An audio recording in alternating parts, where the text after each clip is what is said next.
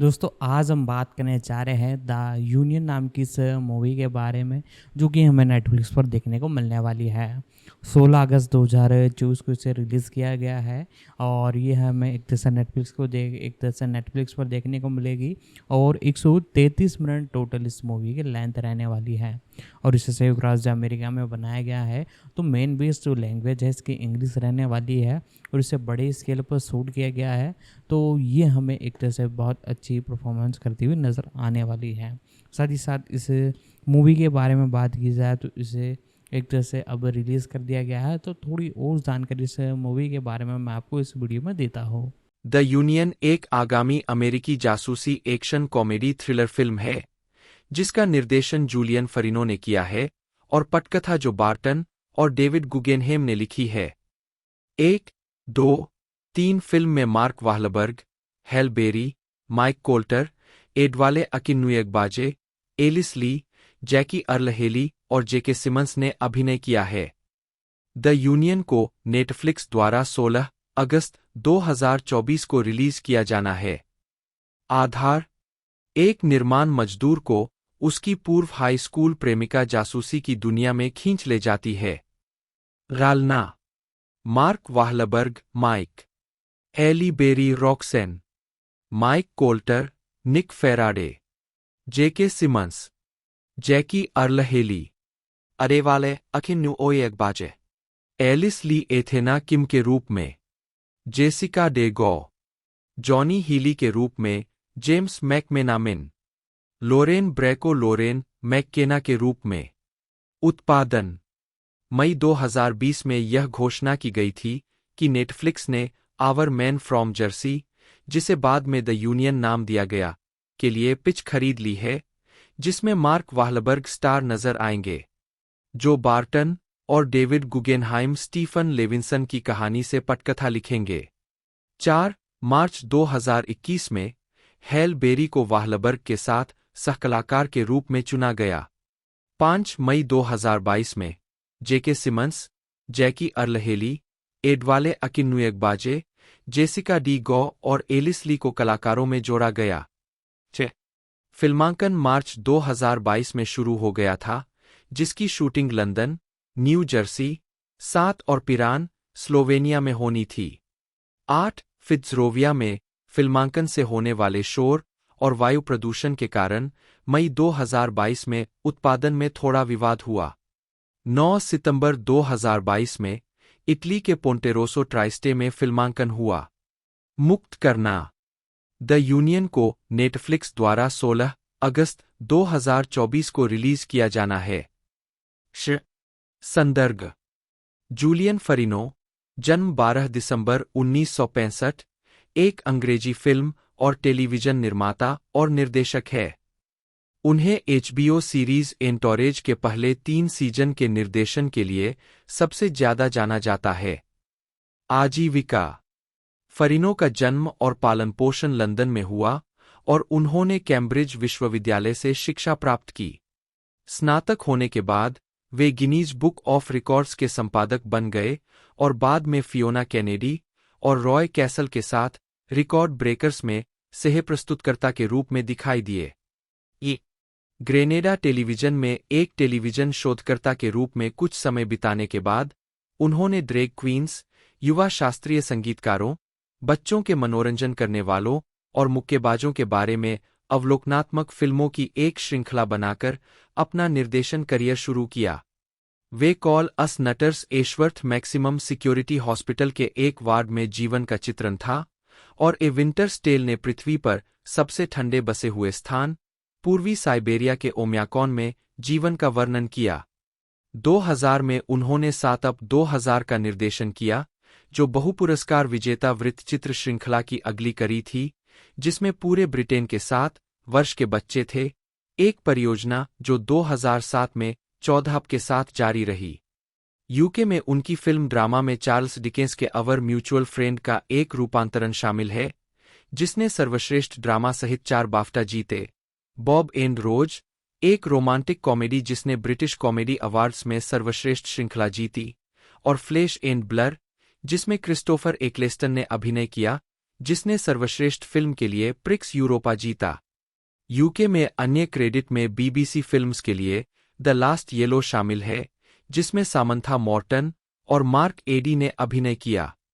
फरीनो 2004 में एचबीओ के लिए काम करने के लिए संयुक्त राज्य अमेरिका गए और एंटोरेज के पहले 3 सीजन के अधिकांश एपिसोड का निर्देशन किया। वह बिग लव और रोम सीरीज पर काम करने के लिए रुके और उन्हें 4 एमी और 3 डीजीए नामांकन मिले। 2.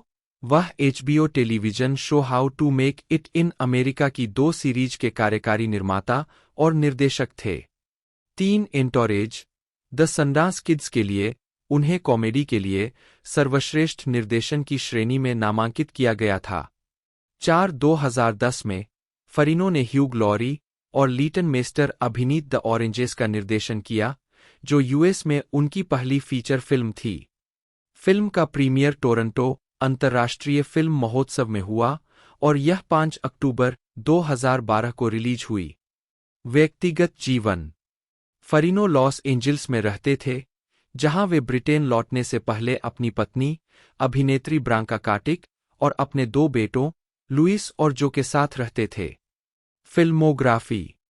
टेलीविजन वर्ष शीर्षक नोट्स 1992 94 राजतिलक गली 37 एपिसोड 1994 96 संदिग्ध परिस्थितियों में 4 एपिसोड 1995 चिकित्सक 2 एपिसोड 1996 अप्रत्याशित समय पर 2 एपिसोड सैवेज स्काइज खंड शीतकालीन कथा 1997 वोकेन वे 4 एपिसोड 1998 हमारे पारस्परिक मित्र 4 एपिसोड 2007 अप 2001 बॉब और रोज 2004 09的23 एपिसोड 2004 सेक्स और शहर 2 एपिसोड जो बार्टन जन्म 1985 एक ब्रिटिश फिल्म और टेलीविजन पटकथा लेखक है, जो अपराध श्रृंखला गिरी हाजी और विज्ञानकथा थ्रिलर द लाजरस प्रोजेक्ट के लिए जाने जाते हैं। प्रारंभिक जीवन। बार्टन का जन्म लंदन में हुआ था। उन्होंने वेस्टमिंस्टर विश्वविद्यालय में फिल्म और टेलीविजन प्रोडक्शन का अध्ययन किया और उनकी पहली नौकरियों में से एक कैस्पर ड्राइवर के रूप में थी। उद्धरण आवश्यक। आजीविका। उनका लेखन करियर फिल्म से शुरू हुआ। उन्होंने द रिचुअल, एक माई डेज ऑफ मर्सी, 2 और आई बॉय जैसी फिल्में लिखी है। 2020 में यह घोषणा की गई कि उन्होंने एनकाउंटर लिखा है, जो रिज अहमद और ऑक्टेविया स्पेंसर अभिनीत एक विज्ञानफाई थ्रिलर है। 3. अमेजन स्टूडियो वितरित करेगा। 4. उन्हें क्लोवरफील्ड का सीक्वल लिखने के लिए चुना गया है। बार्टन ने बीवर फॉल्स से शुरुआत करते हुए टेलीविजन में भी बड़े पैमाने पर लेखन किया है। 6. बाद में उन्होंने ह्यूमंस, अवर वर्ल्ड वॉर और महाकाव्य mini series Troy, fall of A city के लिए लिखा। 2019 में BBC 2 ने बार्टन की क्राइम थ्रिलर गिरी हाजी, जापानी यी लीच, ड्यूटी शेम प्रसारित की। श्रृंखला लंदन और टोक्यो में स्थापित है, जिसमें अंग्रेजी और जापानी में संवाद है। 7.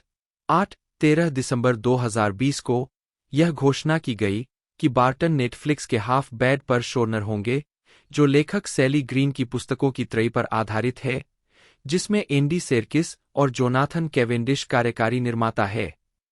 9 जनवरी 2021 में यह घोषणा की गई थी कि बार्टन द बैटमैन पर आधारित एक untitled Gotham city police department spin off series में टेरेंस विंटर की जगह लेंगे।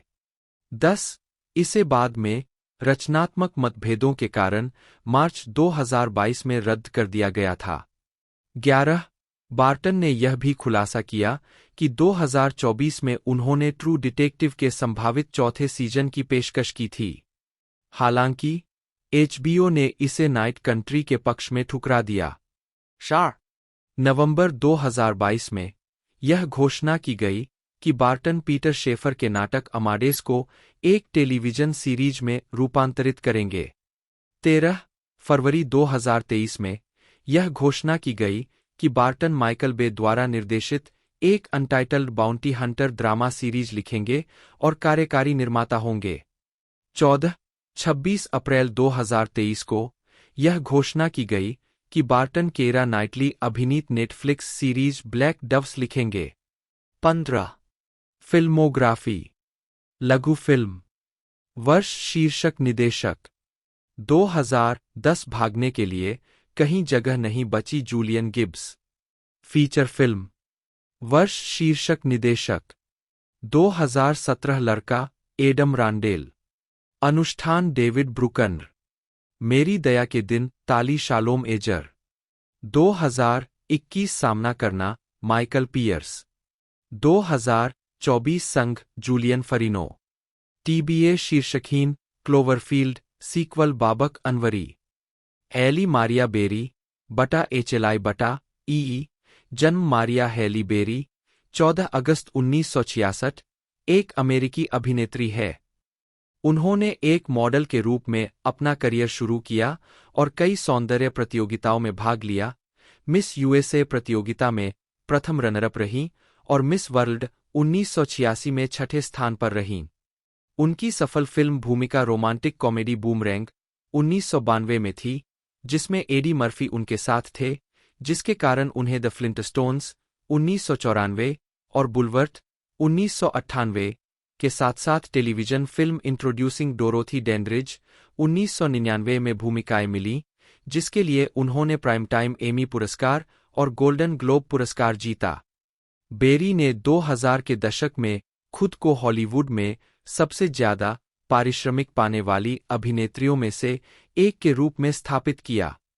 रोमांटिक ड्रामा मॉन्स्टर बॉल 2001 में एक संघर्षशील विधवा की भूमिका के लिए बेरी सर्वश्रेष्ठ अभिनेत्री का अकादमी पुरस्कार जीतने वाली एकमात्र अफ्रीकी अमेरिकी महिला और रंग की पहली महिला बन गईं।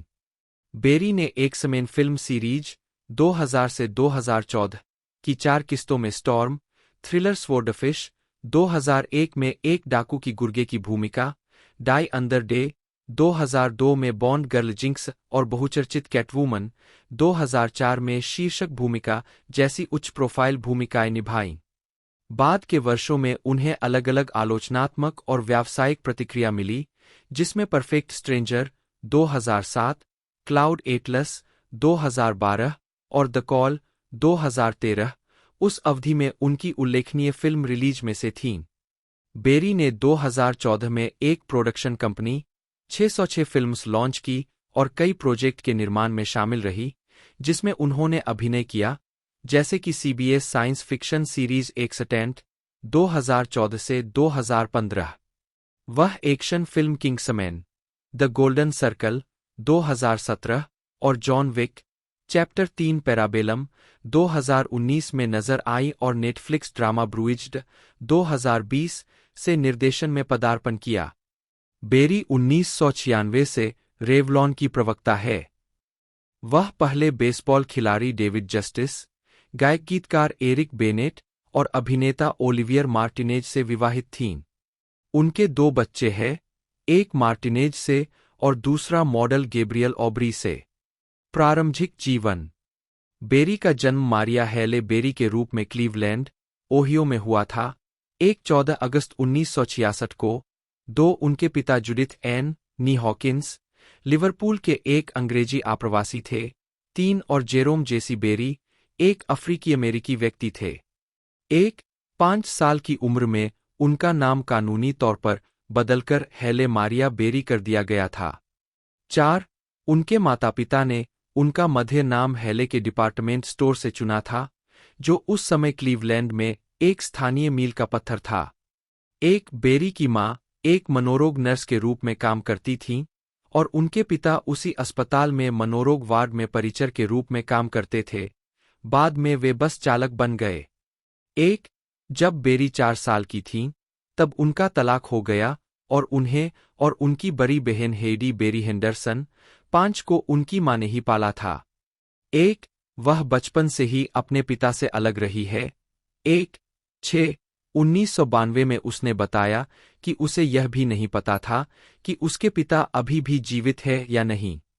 5 उसके पिता उसकी मां के साथ दुर्व्यवहार करते थे और बेरी ने अपनी मां को रोजाना पीटते, सीढ़ियों से नीचे गिराते और शराब की बोतल से सिर पर वार करते हुए देखा है। 7. बेरी ओकवुड, ओहियो में पली बड़ी। 8. और बेडफोर्ड हाई स्कूल से स्नातक की उपाधि प्राप्त की, जहां वह एक चीयरलीडर, सम्मानित छात्रा, स्कूल समाचार पत्र की संपादक और प्रोम क्वीन थीं। 9. उन्होंने हिग्बी के डिपार्टमेंट स्टोर में बच्चों के विभाग में काम किया। इसके बाद उन्होंने कुयाहोगा कम्युनिटी कॉलेज में अध्ययन किया। 1980 के दशक में उन्होंने कई सौंदर्य प्रतियोगिताओं में प्रवेश किया, मिस टीन ऑल अमेरिकन 1985 और 1986 में मिस ओहियो यूएसए जीती। 10. वह टेक्सास की क्रिस्टी फिचर के बाद 1986 की मिस यूएसए की पहली रनरअप थीं। 10. मिस यूएसए 1986 पेजेंट साक्षात्कार प्रतियोगिता में उन्होंने कहा कि वह एक मनोरंजनकर्ता बनने या मीडिया से कुछ करने की आशा करती। 11. वह 1986 में पहली अफ्रीकी अमेरिकी मिस वर्ल्ड प्रतिभागी थीं, जहां वह छठे स्थान पर रही और त्रिनिदाद और टोबैगो की गिजेल लारोंडे को मिस वर्ल्ड का ताज पहनाया गया। 12.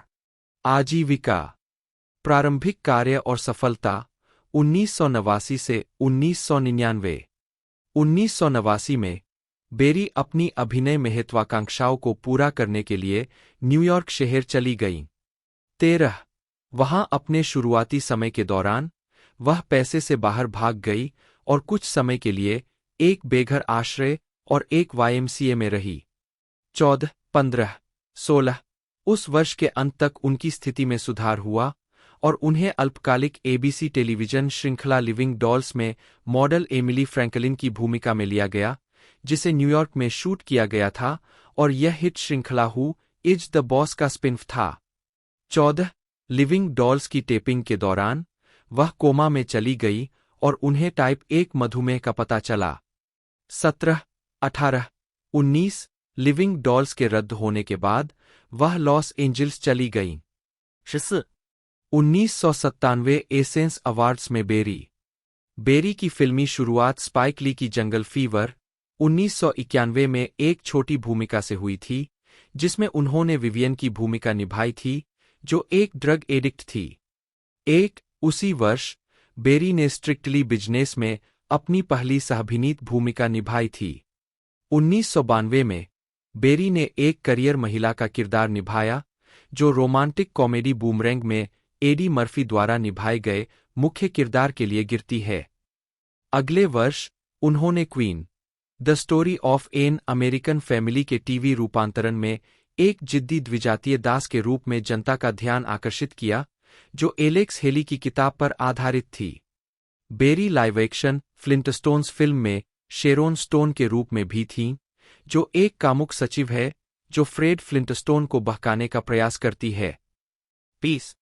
बेरी ने एक अधिक गंभीर भूमिका निभाई, लूजिंग इसाया 1995 में अपने बेटे की कस्टडी वापस पाने के लिए संघर्ष कर रही एक पूर्व ड्रग एडिक्ट की भूमिका निभाई, जिसमें जेसिका लैंग के साथ अभिनय किया। उन्होंने रेस द सन 1996 में सैंड्रा बीचर का किरदार निभाया, जो ऑस्ट्रेलिया में शूट की गई एक सच्ची कहानी पर आधारित थी, और एग्जीक्यूटिव डिसीजन में कर्ट रसेल के साथ सह-अभिनय किया। 1996 की शुरुआत में वह 7 साल तक रेवलॉन की प्रवक्ता रही और 2004 में उन्होंने अपना अनुबंध नवीनीकृत किया। 21, 22. उन्होंने 1997 की comedy film be a PS में नताली डेसेल रीड के साथ अभिनय किया। 1998 में बेरी को बुलवर्थ में उनकी भूमिका के लिए प्रशंसा मिली, जिसमें उन्होंने कार्यकर्ताओं द्वारा पाली गई एक बुद्धिमान महिला की भूमिका निभाई, जो एक राजनेता वॉरेन बीट्टी को जीवन की नई राह दिखाती है। उसी वर्ष उन्होंने biopic why do fools fall in love में पॉप गायक फ्रेंकी लिमोन की 3 पत्नियों में से एक गायिका जोला टेलर की भूमिका निभाई। 1999 की HBO बायोपिक इंट्रोड्यूसिंग डोरोथी डेंड्रिज में 23 उन्होंने डोरथी डेंड्रिज का किरदार निभाया, जो सर्वश्रेष्ठ अभिनेत्री के लिए अकादमी पुरस्कार के लिए नामांकित होने वाली पहली अफ्रीकी अमेरिकी महिला थीं। यह बेरी के लिए एक हार्दिक परियोजना थी जिसे उन्होंने पेश किया, सहनिर्मित किया और इसे सफल बनाने के लिए कड़ी मेहनत की। एक बेरी ने प्राइम टाइम एमी अवार्ड और गोल्डन ग्लोब अवार्ड सहित कई पुरस्कार जीते। 1024 विश्वव्यापी मान्यता 2004। बेरी ने कॉमिक बुक सीरीज एक्स-मेन 2000 और इसके sequel X2 2003, X Men the last stand 2006 और X Men days of future past 2014 के फिल्म रूपांतरण में म्यूटेंट सुपरहीरो स्टॉर्म का किरदार निभाया था। 2001 में बेरी फिल्म स्वॉर्डफिश में दिखाई दी, जिसमें उनका पहला टॉपलेस दृश्य था। 25 पहले तो वह फिल्म में धूप सेंकने के दृश्य का विरोध कर रही थीं, जिसमें वह टॉपलेस दिखाई देंगी, लेकिन बेरी अंततः सहमत हो गईं। कुछ लोगों ने उनके हृदय परिवर्तन का श्रेय वार्नर ब्रदर्स द्वारा उन्हें दी जाने वाली राशि में पर्याप्त वृद्धि को दिया। 26 कथित तौर पर उन्हें छोटे दृश्य के लिए अतिरिक्त $5 लाख का भुगतान किया गया था। 27 बेरी ने इन कहानियों का खंडन। 25 28 नग्नता की आवश्यकता वाली कई भूमिकाओं को ठुकराने के बाद उन्होंने कहा कि उन्होंने स्वॉर्डफिश बनाने का फैसला किया क्योंकि उनके तत्कालीन पति एरिक बेनेट ने उनका समर्थन किया और उन्हें जोखिम लेने के लिए प्रोत्साहित किया। 29 बेरी 2001 की फीचर फिल्म मॉन्स्टर्स बॉल में एक फांसी की सजा पाए हत्यारे सीन कॉम्प्स की परेशान पत्नी लेटिसिया मुसग्रोव के रूप में दिखाई दीं। उनके प्रदर्शन को नेशनल बोर्ड ऑफ रिव्यू और सर्वश्रेष्ठ अभिनेत्री के लिए स्क्रीन एक्टर्स गिल्ड अवार्ड से सम्मानित किया गया। वह सर्वश्रेष्ठ अभिनेत्री का एकेडमी पुरस्कार जीतने वाली एकमात्र अफ्रीकी अमेरिकी महिला बनी। 30 NAACP ने बयान जारी किया, हमें उम्मीद देने और हमें गौरवान्वित करने के लिए हेल बेरी और डेंजेल वाशिंगटन को बधाई। अगर यह संकेत है कि हॉलीवुड आखिरकार अवसर देने और त्वचा के रंग के बजाय कौशल के आधार पर प्रदर्शन का आकलन करने के लिए तैयार है, तो यह अच्छी बात है। 31 इस भूमिका ने विवाद पैदा किया। सहकलाकार बिली बॉब थॉर्नटन द्वारा निभाए गए नस्लवादी चरित्र के साथ 29 बेरी ने जवाब दिया, मुझे वास्तव में फिर कभी इतना आगे जाने का कोई कारण नहीं दिखता। वह एक अनोखी फिल्म थी। वह दृश्य विशेष और महत्वपूर्ण था और उसे वहां होना चाहिए था, और यह वास्तव में एक विशेष स्क्रिप्ट होगी जिसके लिए फिर से ऐसा कुछ करने की आवश्यकता होगी। 29 ऑस्कर जीतने के बाद बेरी ने रेवलॉन के विज्ञापनों के लिए ज्यादा फीस मांगी। कॉस्मेटिक फर्म के प्रमुख रॉन पेरेलमैन ने उन्हें बधाई देते हुए कहा कि वे कितने खुश हैं कि उन्होंने उनकी कंपनी के लिए मॉडलिंग की। उन्होंने जवाब दिया, बेशक, आपको मुझे ज्यादा पैसे देने होंगे। पेरेलमैन गुस्से में वहां से चले गए। 32 अपना पुरस्कार स्वीकार करते हुए उन्होंने पिछली अश्वेत अभिनेत्रियों को सम्मानित करते हुए एक स्वीकृति भाषण दिया, जिन्हें कभी यह अवसर नहीं मिला था। उन्होंने कहा, यह क्षण मुझसे कहीं ज्यादा बड़ा है। यह हर नामहीन, चेहराहीन रंगीन महिला के लिए है, जिसके पास आज रात एक मौका है, क्योंकि यह दरवाजा खुल गया है। 33 बेरी के ऊपरी शरीर का चित्र, जिसमें वह भूरे और सुनहरे रंग का शाम का गाउन पहने हुए है और हाथ में ऑटोग्राफ पेन पकड़े हुए है। 2004 में कैटवुमन के जर्मन प्रीमियर पर बेरी। 2002 की ब्लॉकबस्टर डाई अंडर डे में बॉन्ड गर्ल जियासिंटा जिंक्स जॉनसन के रूप में बेरी ने नो के एक दृश्य को फिर से बनाया, जिसमें वह सर्फ से उभरती है और जेम्स बॉन्ड द्वारा उनका स्वागत किया जाता है, जैसा कि 40 साल पहले उर्सुला एंड्रेस का हुआ था। 34 डाई अंडर डे की कॉस्ट्यूम डिजाइनर लिंडी हेमिंग ने जोर देकर कहा था कि बेरी श्रद्धांजलि के रूप में बिकनी और चाकू पहनें। 35 बेरी ने दृश्य के बारे में कहा है, यह शानदार है, रोमांचक, सेक्सी, उत्तेजक, और यह मुझे ऑस्कर जीतने के बाद भी वहां बनाए रखेगा। 29 36 ITV समाचार पोल के अनुसार जिंक्स को अब तक की चौथी सबसे कठिन लड़की स्क्रीन पर वोट दिया गया था। 37 38 बेरी के अकादमी पुरस्कार जीतने के बाद X2 के लिए उन्हें अधिक स्क्रीन टाइम देने के लिए पुनर्लेखन का आदेश दिया गया। 39、10 मिलियन कमाती थीं। 54、नवंबर 2003 में उन्होंने रॉबर्ट डाउनी जूनियर के साथ मनोवैज्ञानिक थ्रिलर गोथिका में अभिनय किया, जिसके दौरान डाउनी के साथ एक दृश्य में उन्होंने अपना हाथ तोड़ दिया, जिन्होंने उनके हाथ को बहुत जोर से मोड़ दिया था। 8 सप्ताह तक उत्पादन रोक दिया गया था। 40 यह संयुक्त राज्य अमेरिका के बॉक्स ऑफिस पर एक मध्यम हिट थी, जिसने $60 मिलियन कमाए। इसने विदेशों में $80 मिलियन कमाए। 41 बेरी फिल्म के मोशन पिक्चर साउंड ट्रैक के लिए nu metal band Limp Bizkit के music video Behind Blue Eyes में दिखाई दीं। उसी वर्ष उन्हें एफएचएम के 100 sexiest women in the world poll में नंबर 1 नामित किया गया था। 42、बेरी ने फिल्म कैटवुमन में मुख्य भूमिका निभाई। 41 जिसके लिए उन्हें $12.5 मिलियन अमेरिकी डॉलर मिले। 43 और इसे आलोचकों द्वारा अब तक की सबसे खराब फिल्मों में से एक माना जाता है। 44 उन्हें उनके प्रदर्शन के लिए सबसे खराब अभिनेत्री रेजी पुरस्कार से सम्मानित किया गया।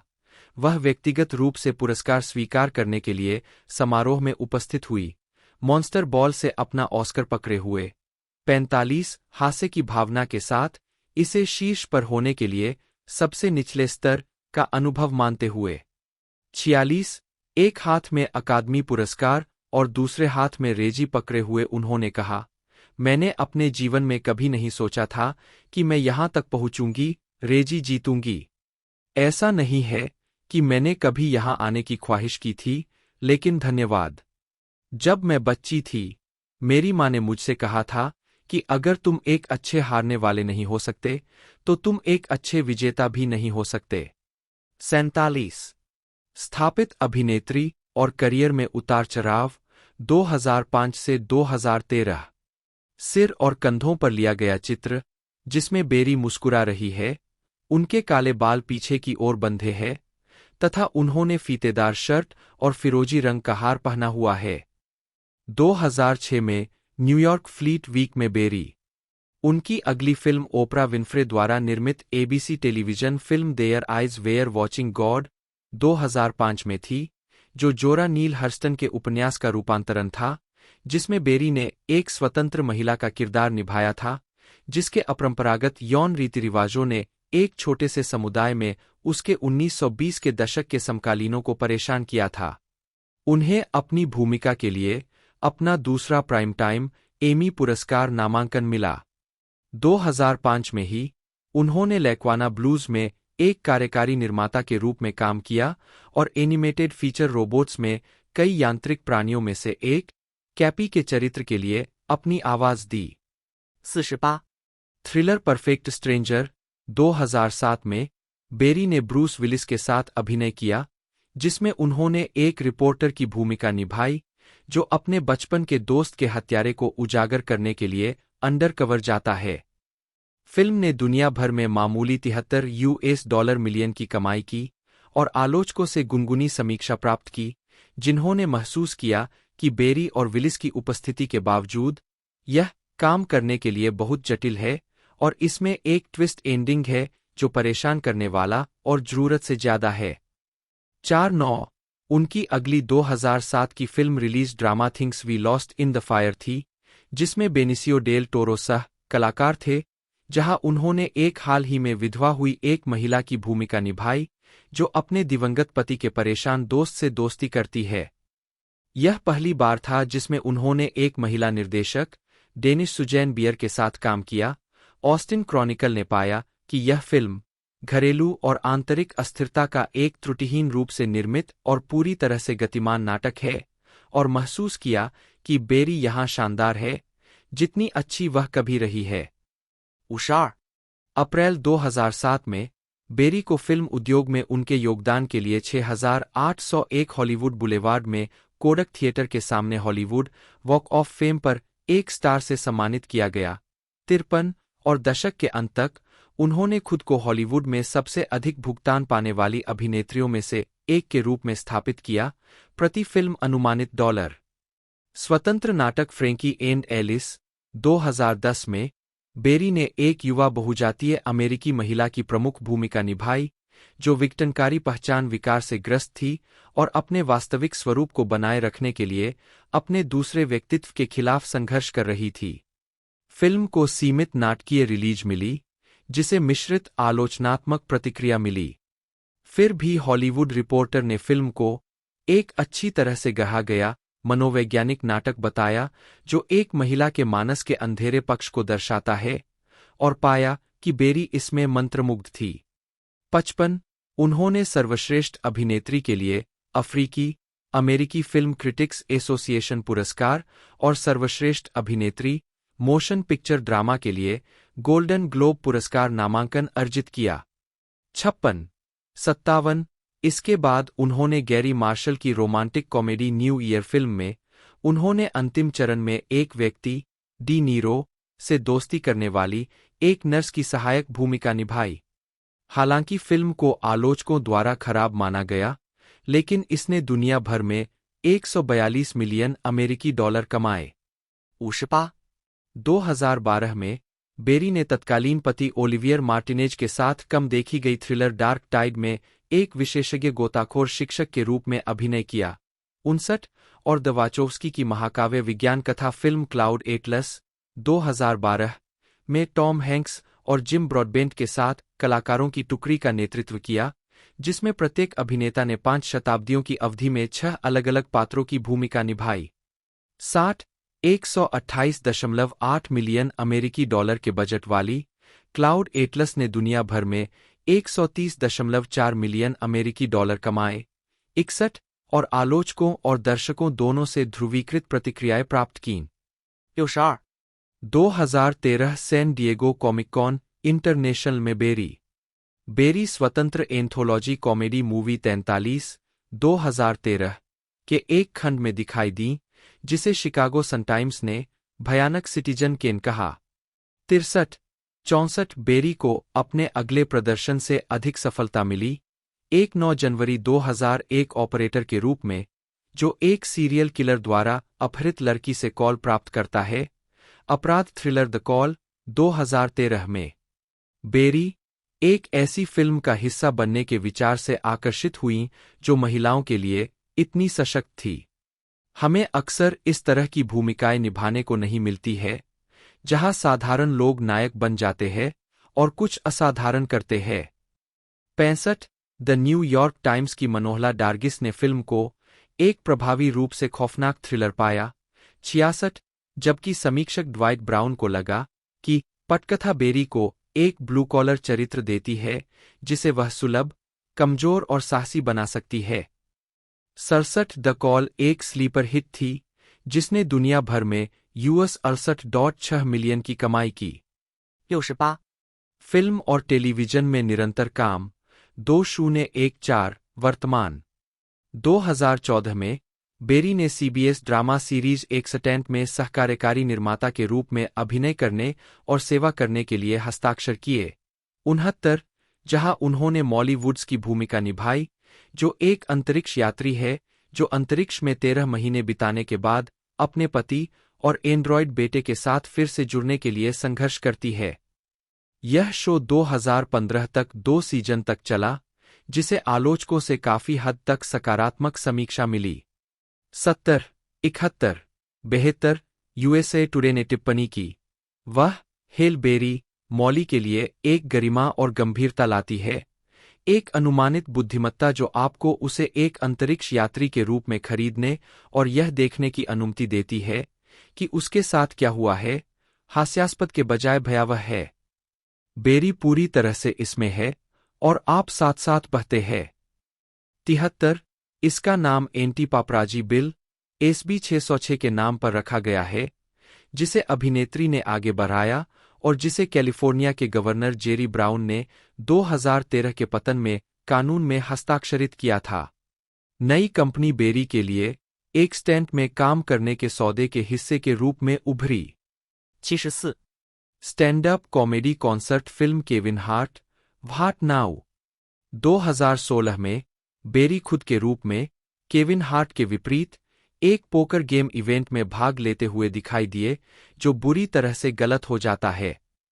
75 उन्होंने ब्रूनो मार्स के तीसरे स्टूडियो एल्बम 24 के मैजिक 2016 के गीत कॉलिंग ऑल माई लवलीज के लिए बिना श्रेय के स्वर प्रदान किए। 76 किडनैप एक अपहरण थ्रिलर बेरी ने 2014 में फिल्माया, जो 2017 में रिलीज हुआ था। 77 फिल्म में उन्होंने एक डिनर वेट्रेस के रूप में अभिनय किया, जो एक वाहन का पीछा करती है जब उसके बेटे को उसके रहने वालों द्वारा अपहरण कर लिया जाता है। किडनैप ने US 34 मिलियन की कमाई की और लेखकों से मिश्रित समीक्षा प्राप्त की।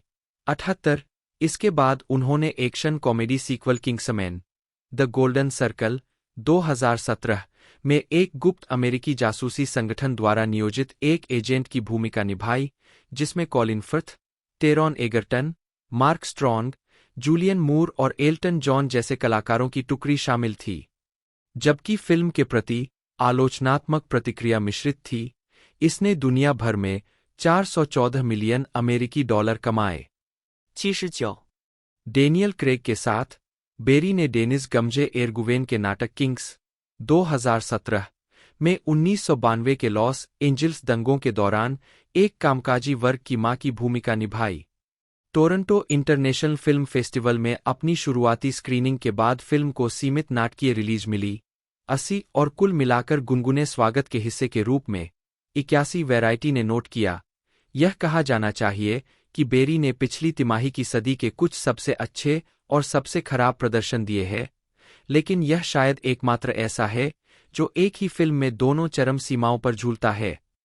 82 बेरी ने TBS के ड्रॉप द माइक के पहले एपिसोड में पहली रैप लड़ाई में जेम्स कॉर्डन के खिलाफ प्रतिस्पर्धा की, जो मूल रूप से 24 अक्टूबर 2017 को प्रसारित हुआ। 83, उन्होंने John Wick chapter 3 Parabellum film में सोफिया नामक हत्यारे की भूमिका निभाई, जिसे लायंसगेट द्वारा 17 मई 2019 को रिलीज किया गया था।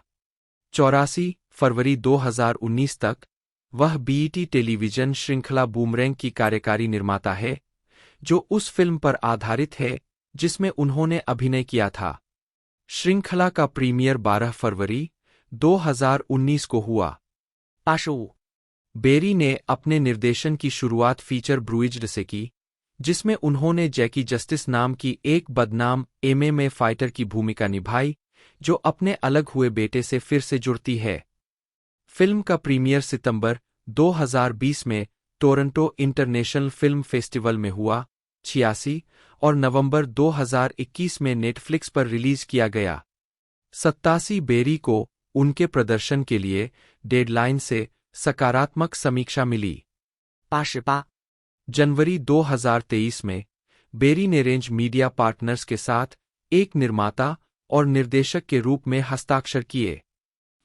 बेरी को 2003 में पीपुल्स की दुनिया के 50 सबसे खूबसूरत लोगों की सूची में नंबर 1 स्थान दिया गया था, शीर्ष 10 में 7 बार जगह बनाने के बाद, और उसी वर्ष FHM की दुनिया की 100 सबसे सेक्सी महिलाओं में नंबर 1 पर दिखाई दी।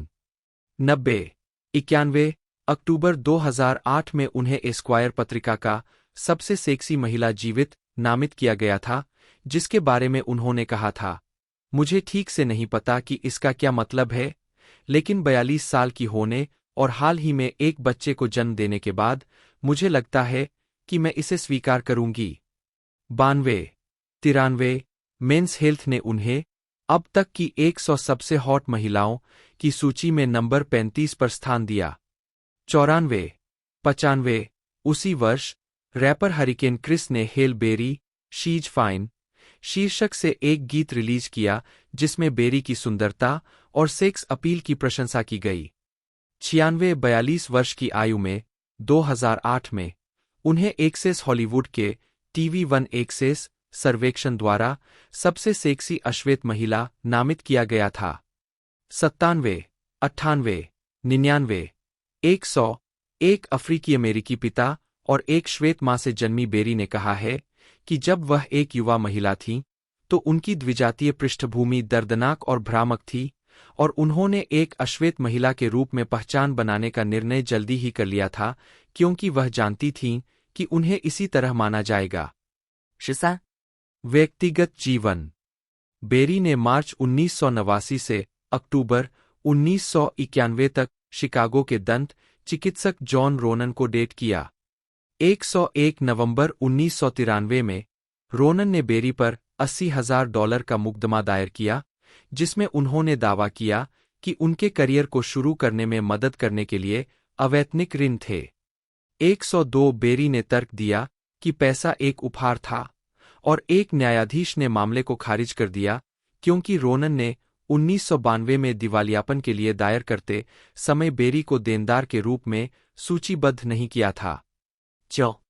बेरी के अनुसार 1991 में द लास्ट बॉय स्काउट की शूटिंग के दौरान एक पूर्व अपमानजनक प्रेमी द्वारा की गई पिटाई ने उसके कान के पर्दे को छेद दिया और उसके बाएं कान की 80% सुनने की क्षमता खो दी। 9. उसने कभी भी दुर्व्यवहार करने वाले का नाम नहीं बताया, लेकिन कहा कि वह हॉलीवुड में जाना-माना व्यक्ति था। 2004 में उसके पूर्व प्रेमी क्रिस्टोफर विलियम्स ने वेस्ली स्नेप्स पर इस घटना के लिए जिम्मेदार होने का आरोप लगाते हुए कहा, मैं लोगों को यह सोचते हुए थक गया हूं कि मैं वह आदमी हूं जिसने यह किया। वेस्ली स्नेप्स ने उसके कान का पर्दा फाड़ दिया, मैंने नहीं। 103. बेरी ने पहली बार बेसबॉल खिलाड़ी डेविड जस्टिस को फरवरी 1992 में MTV सेलिब्रिटी बेसबॉल गेम में टीवी पर खेलते देखा था। जब जस्टिस के गृहनगर सिंसिनाटी के एक रिपोर्टर ने उन्हें बताया कि जस्टिस एक प्रशंसक है, तो बेरी ने जस्टिस को देने के लिए रिपोर्टर को अपना फोन नंबर दिया। 9. बेरी ने 1 जनवरी 1993 की आधी रात के तुरंत बाद जस्टिस से शादी कर ली। 104 फरवरी 1996 में उनके अलग होने के बाद बेरी ने सार्वजनिक रूप से कहा कि वह इतनी उदास थी कि उसने अपनी जान लेने पर विचार किया था। 105 106 बेरी और जस्टिस का 20 जून 1997 को तलाक हो गया। 107 मई 2000 में बेरी ने एक कार दुर्घटना के दृश्य को छोड़ने के आरोप में कोई प्रतिवाद नहीं किया। उसे 3 साल की परिवीक्षा की सजा सुनाई गई, $13,500 का जुर्माना लगाया गया और 200 घंटे की सामुदायिक सेवा करने का आदेश दिया गया। 108. बेरी ने 2 साल के प्रेम संबंध के बाद 24 जनवरी 2001 को अपने दूसरे पति, गायक गीतकार एरिक बेनेट से शादी की। 29 109 बेनेट ने 2002 में सेक्स की लत का इलाज करवाया। 110 अक्टूबर 2003 की शुरुआत में वे अलग हो गए थे। 109 और 3 जनवरी 2005 को उनके तलाक को अंतिम रूप दिया गया। 111. 112. नवंबर 2005 में बेरी ने फ्रेंच कनाडाई मॉडल गैब्रियल ऑब्री को डेट करना शुरू किया, जिनसे उनकी मुलाकात वर्साचे फोटोशूट में हुई थी। 113 बेरी ने मार्च 2008 में अपनी बेटी को जन्म दिया। 114 30 अप्रैल 2010 को बेरी और ऑब्री ने घोषणा की कि उनका रिश्ता कुछ महीने पहले समाप्त हो गया था। 115 जनवरी 2011 में बेरी और ऑब्री एक अत्यधिक प्रचारित हिरासत लड़ाई में शामिल हो गए। 116 117 118 मुख्य रूप से बेरी की अपनी बेटी के साथ लॉस एंजिल्स से, जहां बेरी और ऑब्री रहते थे, फ्रांस जाने की इच्छा पर केंद्रित था। फ्रांसीसी अभिनेता ओलिवियर मार्टिनेज का घर, जिनसे बेरी ने 2010 में डेटिंग शुरू की थी, उनसे उनकी मुलाकात दक्षिण अफ्रीका में डार्क टाइड फिल्माने के दौरान हुई थी। 11/9/120 नवंबर 2012 में एक न्यायाधीश ने बेरी के जोड़े की बेटी को फ्रांस ले जाने के अनुरोध को अस्वीकार कर दिया। 121 2 हफ्ते से भी कम समय के बाद 22 नवंबर 2012 को ऑब्री और मार्टिनेज दोनों को बेरी के निवास पर एक शारीरिक विवाद में शामिल होने के बाद चोटों के लिए अस्पताल में इलाज कराया गया। मार्टिनेज ने ऑब्री पर एक नागरिक गिरफ्तारी की और क्योंकि इसे घरेलू हिंसा की घटना माना गया था, उसे एक अस्थायी आपातकालीन सुरक्षात्मक आदेश दिया गया था, जो ऑब्री को बेरी, मार्टिनेज और उस बच्चे के 100 गज के दायरे में आने से रोकता है, जिसके साथ वह बेरी के साथ हिरासत साझा करता है, 29 नवंबर 2012 तक। 122 बदले में, ऑब्री ने 26 नवंबर 2012 को मार्टिनेज के खिलाफ एक अस्थायी निरोधक आदेश प्राप्त किया, जिसमें कहा गया कि लड़ाई तब शुरू हुई थी। 123 लीक हुए अदालती दस्तावेजों में ऑब्री के चेहरे पर गंभीर चोटों को दिखाने वाली तस्वीरें शामिल थीं, जिन्हें मीडिया में व्यापक रूप से प्रदर्शित किया गया था। 124, 29 नवंबर 2012 को, बेरी के वकील ने घोषणा की कि बेरी और ऑब्री अदालत में सौहार्दपूर्ण हिरासत समझौते पर पहुंच गए हैं। 125, जून 2014 में, एक सुपीरियर कोर्ट के फैसले ने बेरी को बच्चे के समर्थन के लिए ऑब्री को प्रति माह $16,000 का भुगतान करने के साथ-साथ ऑब्री के वकील की फीस के लिए $115,000 और $3 लाख का पूर्वव्यापी भुगतान करने का आदेश दिया। 126， बेरी और मार्टिनेज ने मार्च 2012 में अपनी सगाई की पुष्टि की। 127, 128 और 13 जुलाई 2013 को फ्रांस में शादी कर ली। 129 अक्टूबर 2013 में, बेरी ने अपने बेटे को जन्म दिया। 130 2015 में, शादी के 2 साल बाद, जोड़े ने घोषणा की कि वे तलाक ले रहे हैं। 131 दिसंबर 2016 में तलाक को अंतिम रूप दिया गया। 132 अगस्त 2023 में, हिरासत और बाल सहायता से निपटने वाले मुद्दों का निपटारा किया गया। 133， बेरी ने 2020 में अमेरिकी संगीतकार वैन हंट को डेट करना शुरू किया, जिसका खुलासा उनके इंस्टाग्राम के जरिए हुआ। 134， 135， सक्रियतावाद। Pierce Brosnan, Cindy Crawford, Jane Seymour, Dick Van Dyke, Tea Leoni और डेरिल हन्ना के साथ, बेरी ने 2006 में Cabrillo Port liquefied natural gas सुविधा के खिलाफ सफलतापूर्वक लड़ाई लड़ी, जिसे मालिबू के तट पर प्रस्तावित किया गया था। 136 बेरी ने कहा, मुझे उस हवा की परवाह है जिसमें हम सांस लेते हैं, मुझे समुद्री जीवन और महासागर के पारिस्थितिकी तंत्र की परवाह है। 137 मई 2007 में, गवर्नर अर्नोल्ड श्वार्ज़नेगर ने सुविधा पर वीटो लगा दिया। 138 हेस्टी पुडिंग थिएट्रिकल्स ने उन्हें 2006 की वुमन ऑफ द ईयर का पुरस्कार दिया।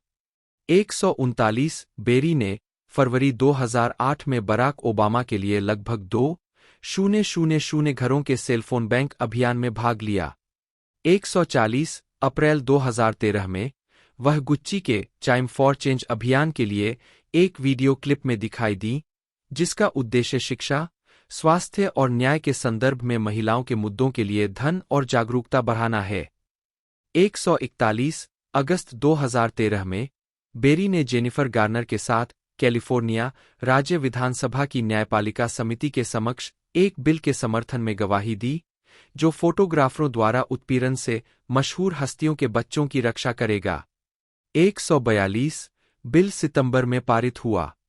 143， मई 2024 में, बेरी ने सीनेटर पैटी मरे और लिसा मुर्कोव्स्की द्वारा पेश किए गए बिल का समर्थन करके रजोनिवृत्ति पर अधिक शोध और शिक्षा की वकालत की। बेरी ने कहा, मैं रजोनिवृत्ति में हूं, ठीक है। रजोनिवृत्ति से शर्म को दूर करना होगा। हमें अपने जीवन के इस बहुत ही सामान्य हिस्से के बारे में बात करनी होगी जो होता है। हमारे डॉक्टर हमें यह शब्द भी नहीं बता सकते, अकेले हमें इस यात्रा के माध्यम से चलना है। माइक कोल्टर, जन्म 26 अगस्त 1976, एक अमेरिकी अभिनेता है, जिन्हें मार्वल सिनेमैटिक यूनिवर्स में ल्यूक केज के रूप में उनकी भूमिका के लिए जाना जाता है, जो स्ट्रीमिंग टेलीविजन श्रृंखला ल्यूक केज 2016 से 2018, द डिफेंडर्स 2017 और जेसिका जोन्स 2015-2019 में दिखाई देते हैं। वह television series the good wife 2010 से 2015 और द गुड फाइट 2018 से 2019 में लेमोन बिशप, रिंगर में मैल्कम वार्ड 2011 से 2012, हेलो फ्रेंचाइजी में जेमसन लोके 2014 से 2015 के रूप में भी दिखाई दिए हैं। मेन इन ब्लैक 3 में एजेंट जे के पिता और CBS बटा पैरामाउंट प्लस सीरीज ईविल 2019 वर्तमान में कैथोलिक पादरी बनने के लिए अध्ययन कर रहे पूर्व पत्रकार डेविड अकोस्टा। प्रारंभिक जीवन। वह कैलहॉन काउंटी हाई स्कूल से स्नातक है। उनकी सीनियर हाई स्कूल की सालाना किताब में कक्षा द्वारा उनके वरिष्ठ अतिशयोक्ति को सबसे महत्वाकांक्षी चुना गया था। 2. कोल्टर ने यूनिवर्सिटी ऑफ साउथ कैरोलिना में स्थानांतरित होने से पहले बेनेडिक्ट कॉलेज में 1 साल बिताया, जहां उन्होंने 1999 में थिएटर में स्नातक की डिग्री प्राप्त की। उन्होंने Rutgers university mason gross school of arts से अभिनय में एमएफए की डिग्री प्राप्त की। 3、4、 आजीविका। कोल्टर की पहली भूमिका फिल्म $1 मिलियन बेबी में बॉक्सर बिग विली लिटिल के रूप में थी। उन्होंने law and order, trial by jury, law and order, criminal intent, the good wife, ER और द पार्कर्स के साथ साथ कई टीवी फिल्मों में भी अतिथि भूमिका निभाई। उन्होंने रिंगर सीरीज में अभिनय किया। 2012 में उन्हें फिल्म मेन इन ब्लैक 3 के अंतिम भाग में दिखाया गया, जिसमें उन्होंने 1969 के एजेंट जे के पिता की भूमिका निभाई। 2014 में कोल्टर ने हेलो फ्रेंचाइजी में एजेंट जेमसन लोके की भूमिका निभानी शुरू की। 6. कोल्टर ने हेलो नाइटफॉल श्रृंखला में अभिनय किया और हेलो 5 गार्जियंस में एजेंट लोके के लिए मोशन कैप्चर प्रदान किया और आवाज अभिनय इके अमादी द्वारा किया गया है। उन्होंने नेटफ्लिक्स पर जेसिका जोन्स में ल्यूक केज के रूप में भी सहअभिनय किया। पहला सीजन 20 नवंबर 2015 को ऑनलाइन जारी किया गया था। 7. इसके बाद चरित्र की अपनी श्रृंखला ल्यूक केज आई और पहला सीजन 30 सितंबर 2016 को जारी किया गया। दूसरा सीजन 22 जून 2018 को रिलीज हुआ। 8. 2 सीजन के बीच में कोल्टर ने द डिफेंडर्स में ल्यूक की भूमिका भी निभाई। उन्होंने 2018 की एलियन आक्रमण फिल्म विलुप्त होने में भी अभिनय किया। 9、 कोल्टर को सीबीएस ड्रामा पायलट एविल में डेविड अकोस्टा के रूप में पुरुष प्रधान भूमिका के लिए घोषित किया गया था, जो एक कैथोलिक सेमिनेरियन है जो अलौकिक या वैज्ञानिक स्पष्टीकरण के लिए अस्पष्टीकृत घटनाओं का आकलन करता है। 2020 में कोल्टर ने Netflix anthology series social distance में अभिनय किया। 11、 2023 में कोल्टर और जेरार्ड बटलर ने लायंसगेट प्ले की फिल्म प्लेन में अभिनय किया। 12, 13, व्यक्तिगत जीवन। कोल्टर की मुलाकात अपनी भावी पत्नी इवा से न्यू जर्सी के रटगर्स विश्वविद्यालय में हुई, जहां वे दोनों स्नातक छात्र थे। इस जोड़े ने 2002 में शादी की। 14, 15, 16 उनकी 2 बेटियां हैं। 17 कोल्टर अभिनेत्री वियोला डेविस के दूसरे चचेरे भाई है। 18, 19 वह लॉस एंजिल्स में रहते हैं। 2019 में कोल्टर ने उत्तरी कैरोलिना के शार्लोट में बोजेंगल्स कोलिजियम में NBA all star celebrity game के दौरान होम रोस्टर के लिए खेला। रोस्टर कैरोलिना जरो वाले मशहूर हस्तियों से बना था। 20、 फिल्मोग्राफी। पतली परत। वर्ष शीर्षक भूमिका notes. 2004 $1 million baby Big Willie Little. 2005 Brooklyn lobster Jamal. 2007 और फिर आया प्यार यूपी पॉल। 2010 नमक CIA सामरिक नेता। 2012 Men in Black 3 colonel James Darrell Edwards द्वितीय। एडेवाले अकिनोएक बाजे बटा AEDWLIAKNEABDE बटा 1 योरूबा KNJBD। जन्म 22 अगस्त 1967। एक ब्रिटिश अभिनेता है जिन्हें ओज में साइमन अदेबिसी, लॉस्ट में Mister Eko, the Mummy Returns, Bourne Identity में Nykwana Wombosi, GI Joe, the Rise of Cobra man heavy duty, Thor, the Dark World में कुर्से, सुसाइड स्क्वाड में Killer Croc HBO series Game of Thrones के 5वें season में Malko, 2 NFL biopic drama Concussion Dave Duerson, 3 और his dark materials में ओगुनवे के रूप। 4、 अकिनवोएक बाजे की फीचर निर्देशन वाली पहली फिल्म फार्मिंग 5 का निर्माण 2017 में पूरा हुआ। 6 और इसका विश्व प्रीमियर 2018 टोरंटो अंतर्राष्ट्रीय फिल्म महोत्सव में हुआ। 7. प्रारंभिक जीवन और शिक्षा। अकिनुआ एग्बाजे का जन्म लंदन के इस्लिंगटन में योरूबा मूल के नाइजीरियाई माता-पिता के घर हुआ था, जो यूके में छात्र थे। जब वह 6 सप्ताह का था, तो उसके जैविक माता-पिता ने उसे एसेक्स के टिल्बरी में एक श्वेत श्रमिक वर्ग के परिवार को सौंप दिया। 5. 8. उसके पालक माता-पिता के पास कम से कम 10 अफ्रीकी बच्चे थे, जिनमें अकिनुआ एग्बाजे की 2 बहनें भी शामिल थीं, जो कुछ समय में उनके घर में रहती थीं। उनके पालक पिता ने एक ट्रक चालक के रूप में जीवनयापन किया और परिवार का आर्थिक रूप से समर्थन करने के लिए संघर्ष किया। 9. हिल्टन हवाईयन विलेज में रेड क्रॉस का लाभ।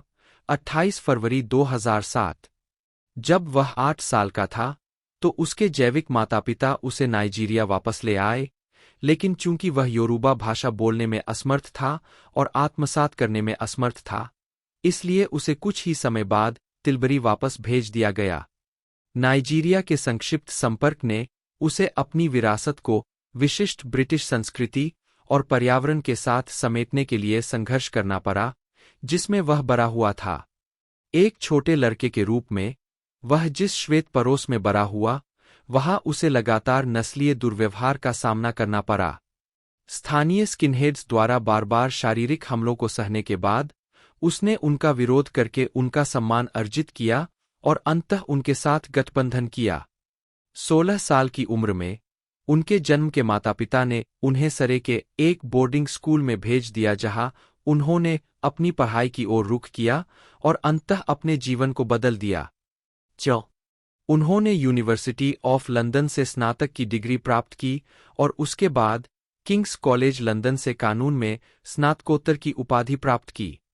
विश्वविद्यालय में अध्ययन करते समय, अकिनुआ एग्बाजे ने एक कपड़े की दुकान में काम किया, जहां उन्हें मॉडलिंग की दुनिया से परिचित कराया गया।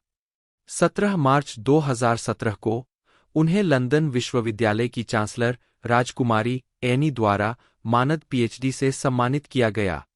आजीविका। अकिनुआ एग्बाजे के मॉडलिंग करियर ने उन्हें हॉलीवुड तक पहुंचाया, जहां उन्होंने 1995 में कांगो में एक भूमिका के साथ अपने अभिनय करियर की शुरुआत की। 9. उनकी सबसे प्रसिद्ध अभिनय भूमिकाएं 1990 के दशक की एचबीओ जेल श्रृंखला ओज में प्रभावशाली अपराधी साइमन अदेबिसी और एबीसी के उत्तरजीवी नाटक लॉस्ट में मिस्टर एको की भूमिका रही है। 9 फिल्म भूमिकाओं में द बॉर्न आइडेंटिटी शामिल है, जिसमें उन्होंने एक अपदस्थ अफ्रीकी तानाशाह की भूमिका निभाई। S Ventura, when nature calls में पुलिस अधिकारी हितू, द ममी रिटर्न्स में लॉकनाह और जीआई जो, द राइज ऑफ कोबरा में हैवी ड्यूटी की भूमिका निभाई।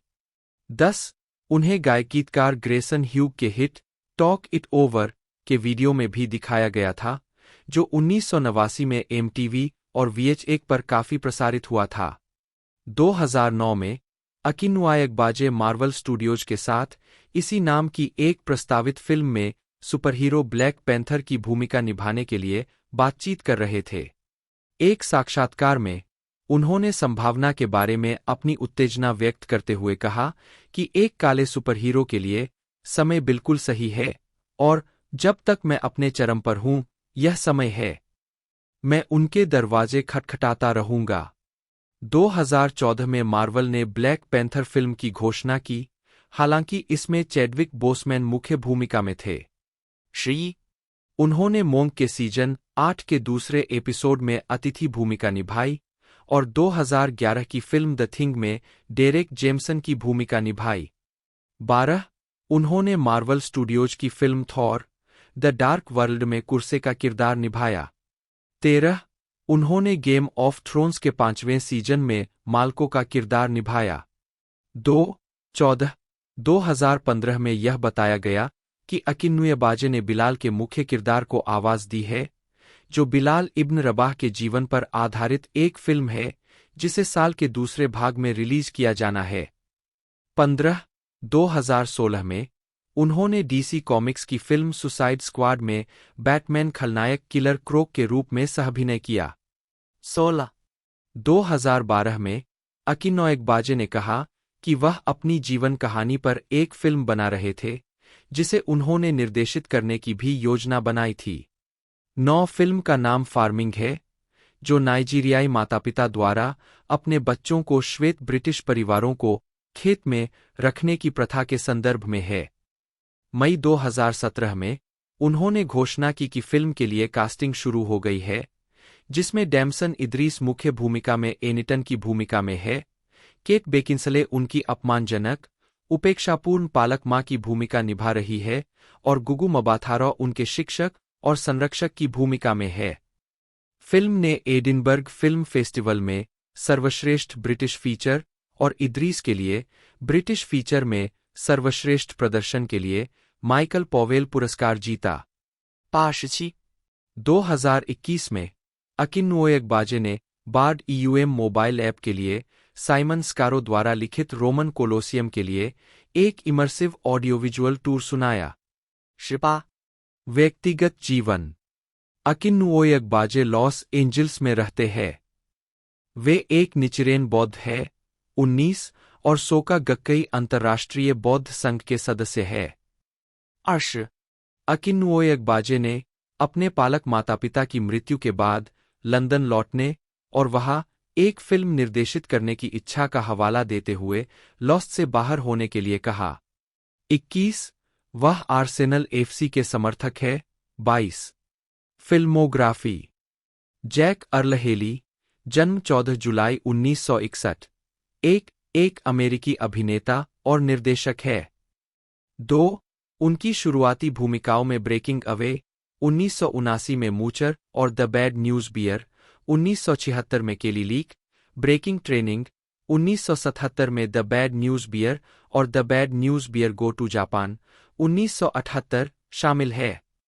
टेलीविजन विज्ञापनों के निर्माता और निर्देशक के रूप में कई साल बिताने के बाद उन्होंने ऑल द किंग्स मेन 2006 में सहायक भूमिका के साथ अपने अभिनय करियर को पुनर्जीवित किया। इसके बाद लिटिल चिल्ड्रन 2006 में उनका प्रदर्शन आया, जिसके लिए उन्हें सर्वश्रेष्ठ सहायक अभिनेता के लिए अकादमी पुरस्कार के लिए नामांकित किया गया था। 34 उनकी बाद की उल्लेखनीय भूमिकाओं में वॉचमैन 2009 में superhero Rorschach, 5 a nightmare on Elm Street 2010 के रीमेक में हॉरर आइकन फ्रेडी क्रूगर, 6 और एलिटा, बैटल एंजेल 2019 में एक साइबॉर्ग अपराधी ग्रेविश का शामिल है। 7, 8 उन्होंने प्रीचर के पहले सीजन 2016 में ओडिन क्विनकेनन और द टिक के पहले सीजन 2016 से 18 में द टेरर की भूमिका निभाई। प्रारंभिक जीवन। हेली का जन्म और पालनपोषण लॉस एंजल्स के नॉर्थरिज पड़ोस में हुआ। 9 वे हेवन अर्ल बड हेली, एक radio show host, disc jockey और अभिनेता, 10, 11 और आइरिस डी डगलस के बेटे हैं। आजीविका।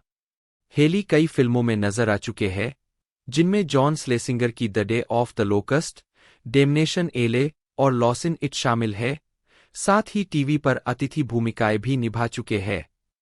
एक प्रसिद्ध बाल कलाकार के रूप में उन्होंने comedy the bad news Bears में केली लीक के रूप में अभिनय किया। साथ ही sequel the bad news Bears in Breaking Training और the bad news beer go to Japan में भी काम किया। उन्होंने पीटर येट्स की प्रशंसित 1979 की फिल्म ब्रेकिंग अवे में मूचर की भूमिका निभाई और बाद में इसी नाम की अल्पकालिक टीवी श्रृंखला में। 1970 के दशक के दौरान उन्होंने अक्सर सख्त, गुस्सैल, मुहासे वाले, लंबे बालों वाले मिसफिट की भूमिका निभाई। हालांकि उनकी पहली फीचर फिल्म ऑफबीट 1972 की फिल्म द आउटसाइड मैन में उन्होंने एरिक का किरदार निभाया था, जो इतना अकेला लड़का था कि वह उस हत्यारे को प्रभावित करने की कोशिश करता है जो उसे और उसकी मां, जॉर्जिया एंगेल, को बंधक बनाकर रखता है। हेली ने लोकप्रिय British comedy the young ones के अमेरिकी संस्करण के लिए एक पायलट की शूटिंग भी की, जिसका शीर्षक था ओह नो नॉट देम। 1974 में उन्होंने शनिवार की सुबह के बच्चों के शो शाजम के 12वें एपिसोड में नॉर्म नामक एक मिसफिट बच्चे की भूमिका निभाई थी।12 हेली का अभिनय करियर 1990 के दशक और 2000 के दशक की शुरुआत में निष्क्रिय हो गया जब वे सैन एंटोनियो चले गए। उन्होंने अंतः निर्देशन की ओर रुख किया। 13 टेलीविजन विज्ञापनों के निर्माता और निर्देशक के रूप में सफलता पाई। 14. शॉन पेन की सिफारिश के साथ हेली ने 2006 में अभिनय में वापसी की।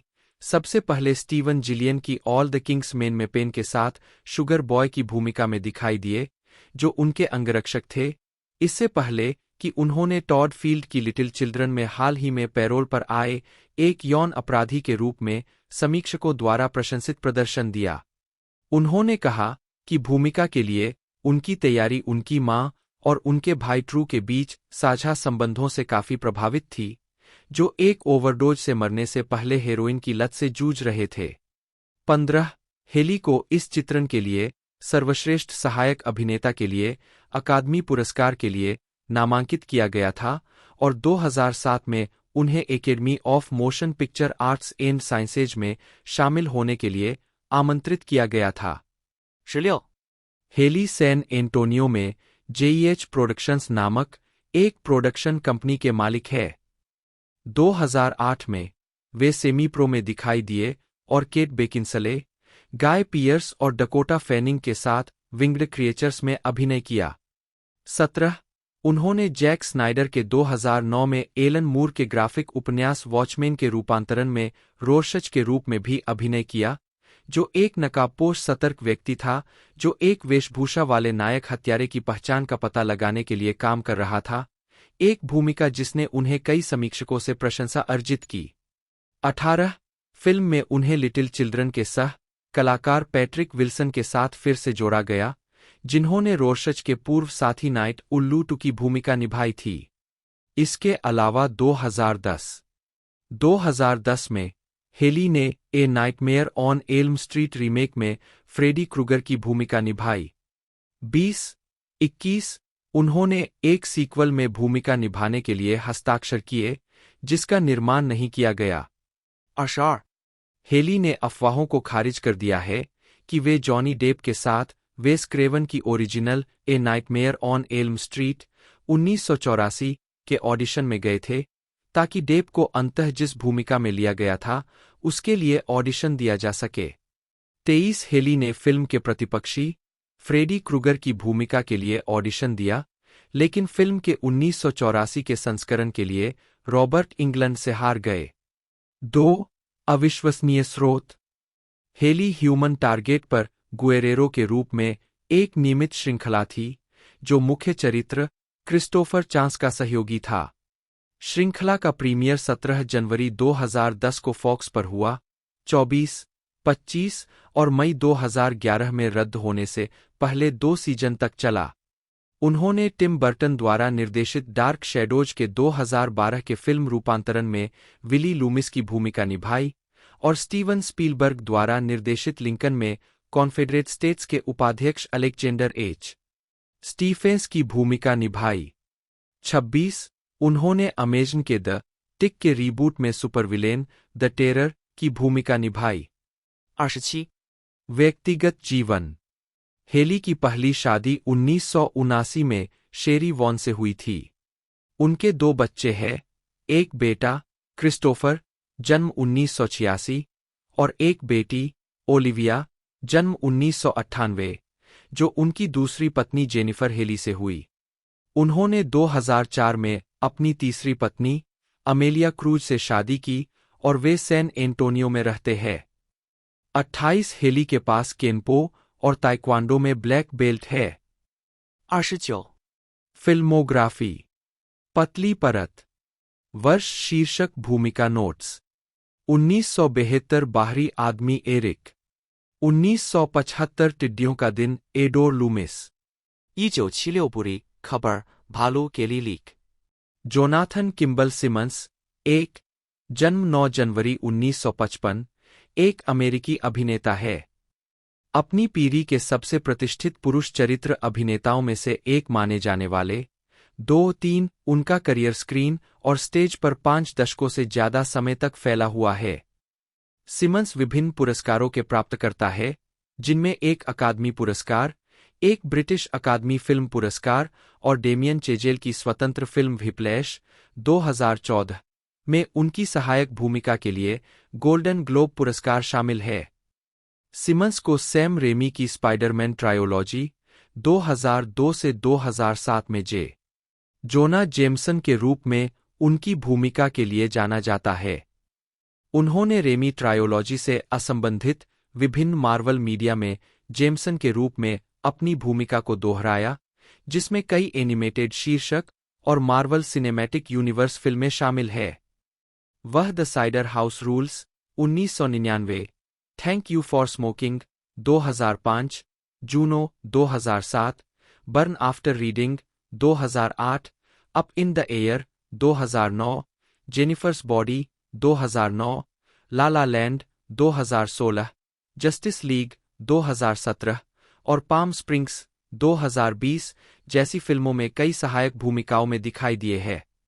उन्होंने बीइंग द रिकार्डोस 2021 में विलियम फ्रॉली को चित्रित किया, जिसके लिए उन्हें सर्वश्रेष्ठ सहायक अभिनेता के लिए अकादमी पुरस्कार के लिए एक और नामांकन मिला।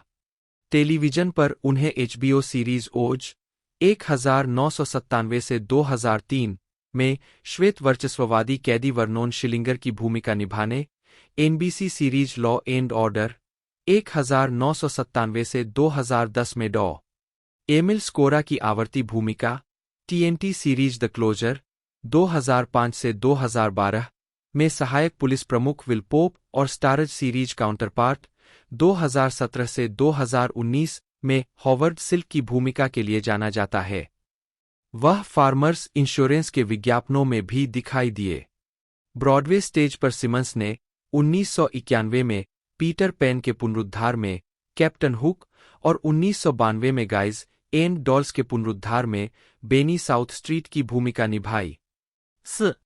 एक आवाज अभिनेता के रूप में उन्हें 1996 से विज्ञापनों में पीली M&M को चित्रित करने के लिए जाना जाता है।